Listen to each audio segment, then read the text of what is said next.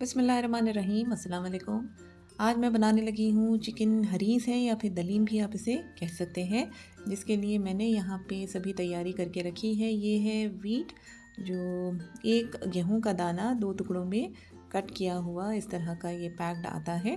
इससे हम तैयार करेंगे आज हरीस। साथ में है बाले, ये बिल्कुल ऑप्शनल है, आप चाहे तो ले सकते हैं, नहीं तो अवॉइड भी कर सकते हैं। ये है वीट रवा, इससे भी हरीस को हम तैयार कर सकते हैं, लेकिन मैं यहाँ ब्रोकन वीट का इस्तेमाल कर रही हूँ। और साबुत वीट भी होती है, वो भी आप चाहे तो यूज़ कर सकते हैं। ये है सभी दालें, जिसमें मैंने तुअर, चना और मसूर की दाल एक एक टेबलस्पून यूज़ किया है। बाकी मूंग दाल जो वाइट और येलो है, वो साथ में बासमती राइस है, इसे हमने 2 टेबलस्पून लेना है। अब सभी दालों और चावल को हमें इस तरह से धोकर वॉश करके एटलीस्ट 4 घंटे आप भिगोने छोड़ दें, या फिर ओवरनाइट आप इसे भिगो कर छोड़ सकते हैं। दूसरी तरफ वीट और बाले को भी हमें अच्छे से धोकर भिगा लेना है। मैंने 4 घंटे इन्हें भिगने के लिए छोड़ दिया था। सबसे बेस्ट आप इसे ओवरनाइट भिगा कर छोड़ दें, और दूसरे दिन जब हम रेडी करेंगे तब ये आसानी से गल जाते हैं। देखिए, ये है टेबलस्पून जिसका मैंने इस्तेमाल किया है। 4 घंटे हो चुके थे, दाल अच्छे से भिग चुके हैं हमारे सभी। और यहाँ मैंने लिए हैं 3 मीडियम साइज़ के बारीक स्लाइस कर लिए थे प्याज, और इसे अच्छे से गोल्डन फ्राई करके निकाल लिया है। अब यहाँ जाएगा ये गरम मसाला है। साबुत मसाले हम बिल्कुल इस्तेमाल नहीं करेंगे इसमें, सिवाय दालचीनी के एक छोटे से टुकड़े के। इसे मैं आगे यूज़ करूँगी। ये है कबाब चीनी, हो तो डालें, ना हो तब आप स्किप कर सकते हैं। और इन सभी खड़े मसालों को हमें ड्राई रोस्ट कर लेना है मीडियम टू लो फ्लेम पर 1 से 2 मिनट के लिए। दाल देख सकते हैं आप अच्छे से भिग चुके हैं। इसके साथ मैंने लिए हैं कुछ बादाम और काजू, भिगो लिया था इसे भी। और इसके साथ ही दाल के साथ हमें मिलाकर इसका अच्छे से एक पेस्ट रेडी कर लेना है। और दूसरे तरफ ये रोस्ट हो चुके थे, इसे फ़ौरन मैं ग्राइंडिंग जार में डालकर इसका पाउडर रेडी कर लेती हूँ। बीट और बाले भी अच्छे से भिग चुके हैं, इन्हें हमें चढ़ा देना है चूल्हे पर। हाई टू मीडियम फ्लेम पर एक उबाल आने तक इसे पका लेते हैं। नमक शामिल किया है और आधा लीटर पानी है इसमें। और फिर जैसे ही एक उबाल आता है, चूल्हा हम मीडियम टू लो कर देते हैं बिल्कुल। और दूसरे एक बड़े बर्तन में मैं डाल रही हूँ चिकन। यहाँ 1 किलो चिकन मैं इस्तेमाल कर रही हूँ। और आप चाहें तो इसे मटन या फिर बीफ में भी बना सकते हैं, लेकिन टाइमिंग्स हर नॉन वेज के जो है वरी होते हैं। अब देखिए, सूखे मसाले जाएंगे, सिंपल बनाएंगे, और बेसिक इंग्रेडिएंट्स ही मैं यहाँ डाल रही हूँ।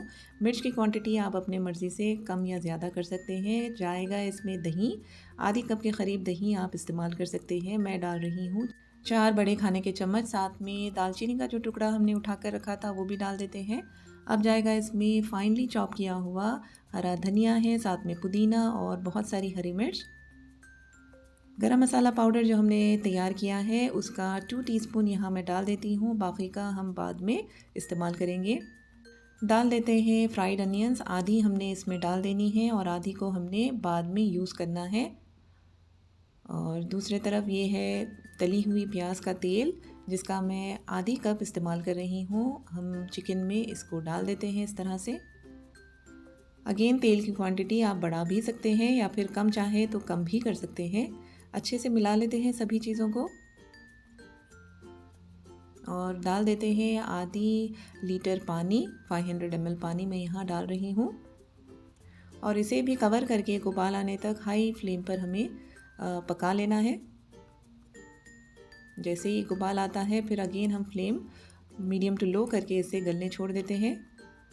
यहाँ वीट और बाले भी पक रहा था, एक उबाल आ चुका था, मैंने चूल्हा बिल्कुल मीडियम टू लो कर दिया है। साथ में डाल देती हूँ मज़ीद पानी। यहाँ 1 लीटर पानी अब तक गया है वीट और बाले में। चिकन के अंदर अदरक और लहसुन डालना मैं भूल गई थी, तो सॉरी फॉर दैट। अब डाल देते हैं 2 टेबलस्पून भरकर जिंजर और गार्लिक फ्रेश पेस्ट मैंने डाल दिया।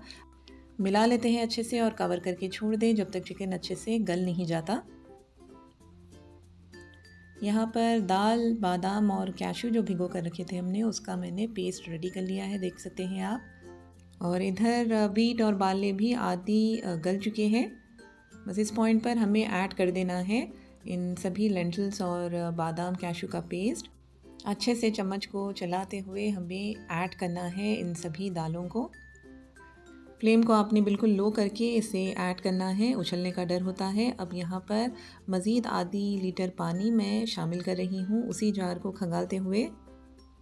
तो टोटल अब तक वीट और बार्ले में हमने 1.5 लीटर पानी डाल दिया। और ये बर्तन छोटा पड़ रहा था, तब मैं इसे ट्रांसफ़र कर लेती हूँ एक बड़े से भगोने में। सबसे बेस्ट आप स्टार्टिंग में ही एक बड़ा सा वेसल लें और इन सभी दालों को और साथ में जो चिकन जाएगा आसानी होती है, हमें बार बार बदलना नहीं पड़ेगा। सभी चीज़ों को अच्छे से मिक्स करके हमें इसे ढक कर छोड़ देना है गलने के लिए, बिल्कुल मीडियम टू लो फ्लेम पर। बीच बीच में चेक भी करते रहेंगे। तकरीबन 15 से 20 मिनट मैंने इसे अच्छे से पका लिया है। अभी भी ये पक रहा है, बिल्कुल लो फ्लेम मैंने रखा है। और दूसरी तरफ जो चिकन ग्रेवी है वो भी बनकर एकदम से रेडी है। चिकन अच्छे से गल चुका है। अब इस पॉइंट पर चूल्हा बंद कर दें और सभी चिकन पीसेस को हमें निकाल लेना है। एक बड़े से प्लेट में निकाल लेती हूँ मैं।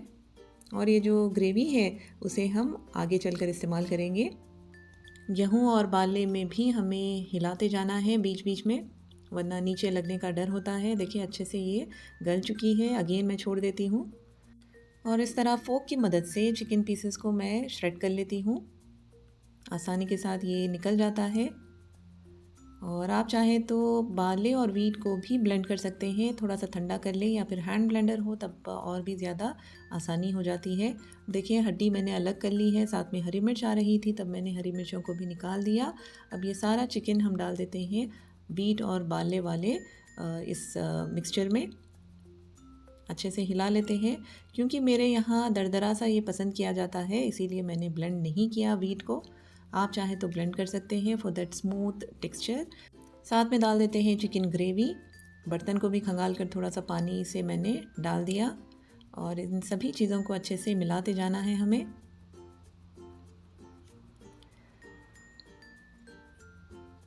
यहाँ पर ये बारीक चम्मच काम नहीं आएगा, इसीलिए मैंने इस तरह मोटा वाला लकड़ी का चम्मच ले लिया और इसे हमें अच्छे से हिलाते जाना है।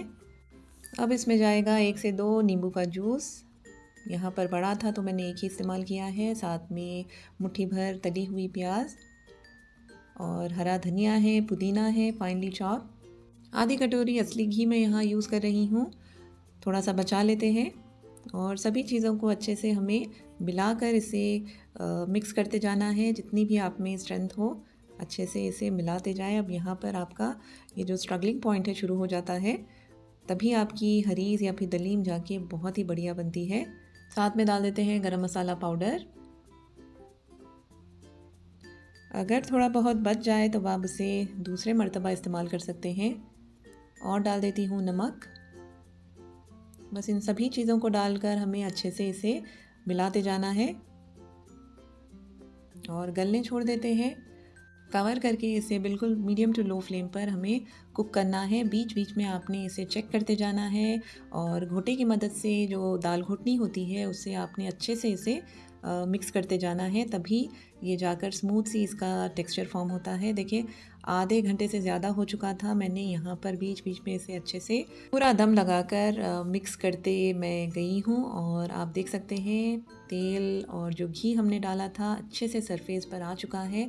और इसी तरह से ये आता जाएगा और आपने इसी तरह से इसे मिक्स करके घोटा लगाते जाना है। देखिए मैंने इस तरह मोटा वाला स्पून यूज़ किया है, प्रेफरेबली लकड़ी का चम्मच आप इस्तेमाल करें। और इस तरह से इसे मैश भी करते जाना है, मिलाते भी जाना है, तभी हमारी जो हरीज़ और दलीम का जो टेक्सचर है वो एकदम से परफेक्ट आएगा।